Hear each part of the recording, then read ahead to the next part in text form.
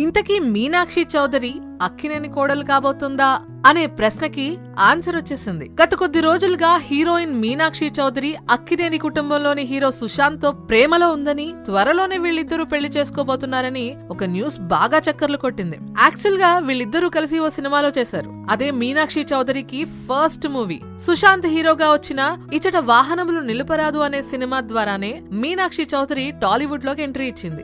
ఆ తర్వాత వరుస సినిమాలు చేసిన ఈ మధ్య కాలంలో వచ్చిన లక్కీ భాస్కర్ ద్వారానే ఒక హిట్ వచ్చింది. అయితే ఎలా మొదలైందో, ఎందుకు మొదలైందో తెలియదు కానీ మీనాక్షి చౌదరి సుశాంత్ తో 7 అడుగులు వేయబోతుందనే ప్రచారం మొదలైంది. అయితే ఇప్పటి వరకు వీరిద్దరి నుంచి ఈ విషయం మీద ఎలాంటి క్లారిటీ రాలేదు.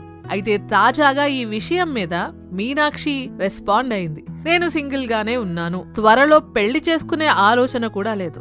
ఎవ్రీ మంత్ నాకు కొత్త రిలేషన్షిప్ లేదా కొత్త సినిమా గురించి రూమర్స్ పుట్టించడం చాలా